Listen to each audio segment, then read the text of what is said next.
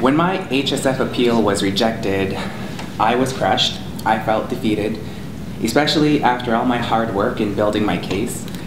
And let me tell you, this is really hard for someone like me with mental disabilities such as depression, insomnia, and post-traumatic stress disorder.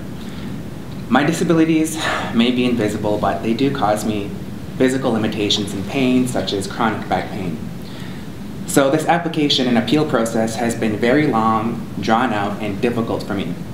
I felt like Toronto and Employment Social Services gave me this whole runaround and put me through this whole rigmarole. It has taken me many months and multiple attempts because it demands a lot of time and energy and running around and getting receipts and quotes and making appointments and collecting support letters and more running around. I have a lot of appointments for self-care, and I had to make 5 extra appointments just to get support letters. And TTC, that's like $30 in transportation money, which could have been groceries. So I described it as going through an obstacle course. At least that's what it was like for me. The HSF application process requires energy, time, money, and physical ability. Therefore, I think that the HSF process itself is ableist, meaning it has been made more challenging and oppressive to a disabled person. I cannot imagine doing all of this with a more severe disability, such as being in a wheelchair, or having a degenerative condition, or even being a single mother. But still, from the vantage point of someone with mental disabilities, energy is finite, and accordingly, I have to think carefully about how I spend my time and energy. But having to appeal for the HSF and find help and support and build a case and advocate and fight for a little bit of furniture money has made my experience all the more oppressive and difficult. And after all that, when my appeal was rejected, the worst thing I felt was being disheartened. The worst thing I felt was feeling hopeless, like there was a dead end, because the message I got from being rejected was that I did not actually need or deserve help and support. And that kind of made me feel invalidated as a person with a disability and as someone who is recovering from domestic abuse and homelessness. So I doubted myself, and I questioned if I really was disabled and if I really deserved to apply for things like the HSF, but I am deserving of it. Another thing, I was really upset to learn that there were stipulations to the selection process that were not visible to me and not explained to me when I applied. For example, I applied because I fled domestic abuse and I was in a shelter, then I was homeless, and then I found housing, but I still needed furniture. Rome was not built overnight, and nor was my life, and nor was my home. Losing everything and rebuilding your life and restabilizing your life is not an overnight process. So I need furniture, and according to my caseworkers and the application conditions, I was eligible. There were 2 caseworkers who told me that even though I found housing, I still qualified for the HSF, and that I can in fact still apply for furniture. But the managers who rejected me explained that I was rejected because too much time had passed between when I applied and when I was actually in a shelter and homeless, and that because I currently have housing, I was not eligible. I was confused with these mixed messages. I felt it was contradictory and arbitrary to reject me. So because I was not directly out of a shelter or directly off the street, I did not qualify, and that it's only reserved for those who are. That was not explained to me when I applied, and I feel that those specific details should be made clear to everyone. I think it is unfair, manipulative, and insidious that there is invisible fine print to the application guidelines. As a recommendation, I would like to see transparency, cohesion, and consistency in the guidelines. The criteria that the managers and supervisors use in their selection process should be the same eligibility criteria that the public sees for the application process. No hidden fine print or secret stipulations. And it would be really great if caseworkers and supervisors and managers could all get on the same page, because it seems that you all contradict each other and send out a lot of mixed and confusing information. The application process should be accessible, clear and easy to understand. However, all that being said, I'm very grateful to be able to say that my appeal rejection was reversed and I was, in fact, approved for $800 for furniture. This turnaround really makes my life much better. For instance, I'm actually off the floor now and I'm getting a bed delivered next week and I have a special mattress for my back, which is amazing. But it also makes me feel justified as a person with an invisible disability. So the reversal of the decision really gives me hope, and hopefully others. And if the HSF continues or some new form of community startup happens, then my hope is that it will be more accessible and easy for people to apply, and with more clear and simple understanding of eligibility criteria and extra compassion and support in place for people with disabilities. Wrapping it up, I feel very lucky and fortunate, but that's it. I feel like I just happened to get lucky. I'm so glad and appreciative of OCAP for helping me and advocating on my behalf. But it makes me feel pretty sad to know that there are so many people out there who need the HSF more than I do, and that they've been rejected. Deciding to reject an application may be nothing to you. Cutting back millions of dollars in social services may be nothing to you, but that decision impacts the lives of real people. The HSF could be the thing to liberate someone from poverty or continue to oppress them.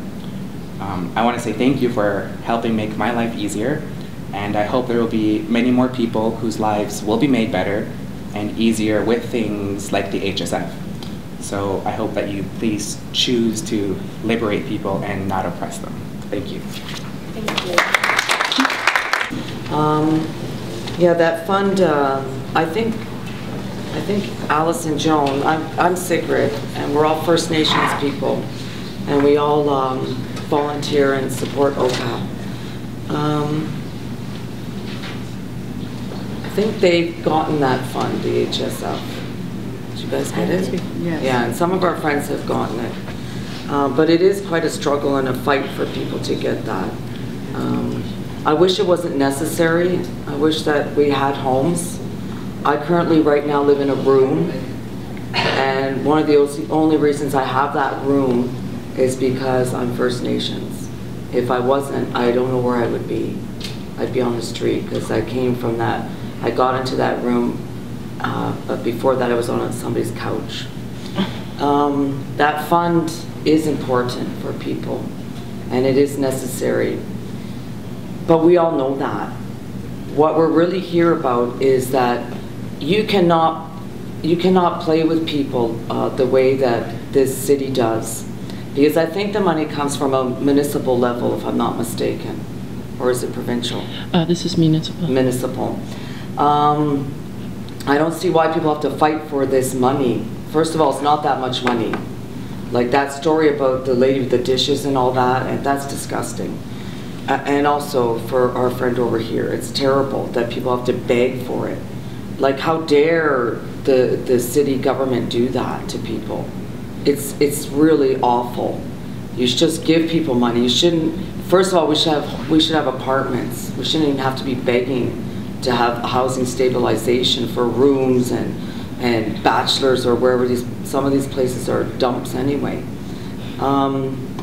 I wish there was no fund like that. I wish we could all have apartments. I don't know why we don't. I don't understand. Maybe it's the money's not being used properly, and I don't see why people have to beg for it. That's really unheard of. And that's what happens. Those stories are true, because we've all met people like that talk down to us and that treat us like the blame game, like it's our fault that we are in the predicament that we're in. I don't know what else to say, because any story that we tell, you already know it. You should just give people the money. You should keep that housing stabilization fund. If other people could get money, for instance, the $1 billion police budget, and they wanted $40 million more, pretty sure that was approved. That's absurd amount of money. For what? For them to chase us all over the streets and ask us, what are you doing now? $1 billion plus, $1 billion, really? And I don't have anywhere to live. Oh my gosh, come on. Who's running the city? Well, we know who's running the city, don't we? I think Alex has something to say. Yeah. I just want to briefly say something here, and I do support what Sigrid has said, and I don't want to be repetitive in what I have to say, but I was in a situation where I had something unexpected happen to me in my life. It had to do with family violence. It was unanticipated in my life. It was unexpected. And I found myself in a place where I didn't know where I was going to stay. And luckily, I had a sister who was living in a subsidized apartment, and I could run there to her place to have at least a few days to recover from the violence. But then after that, her social worker said, well, you can't have anybody in your place, because she had the subsidized rent. So I had to go looking for a women's shelter. And luckily, I was able to end up in the Aboriginal Women's Shelter, Andean. And there I stayed for about 2.5 months. Thereafter, one of my sisters, my First Nations sisters, told me, they said, there's a room available in Anishinaabe homes. And she told me about the community startup program. And she said, you'd be eligible for it. So I applied, and I was very fortunate. I was the last, it was just before, I don't know, a couple of weeks, a month before that program was cut. And it helped me. I was very fortunate, because I was left penniless at the time. And I almost ended up on the streets. So I, at the time as well, was a listener to my other sisters within that shelter, of their plight, their difficulties, and they wondering, where are they going to end up? And some of those women were afraid, just like I was, ending up on the streets, and I believe a few of them have. So it angers me when I'm sitting here and I'm listening to all of this. This is basic human rights. We need housing. We don't need any more shelters. I mean, I know we're in the situation, we're in the circumstances where we do need to look at something temporary, a Band-Aid, but we need something more permanent. We need housing. It's a human right. It's a necessity of life. And I think that, I echo again, why should we fight for something that is so basic? Where is the compassion? Where is the humanity? That's what I want to say. My name is Joan, and I was very fortunate to get when this first came out, the Housing Stabilization Fund. I'm so emotionally distraught.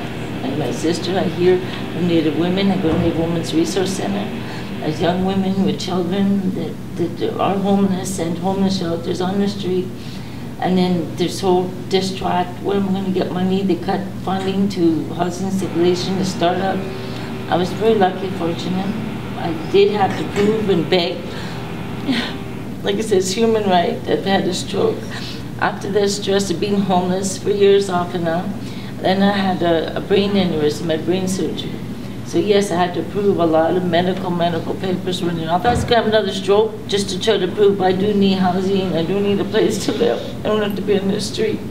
I can't at my age with the health problems.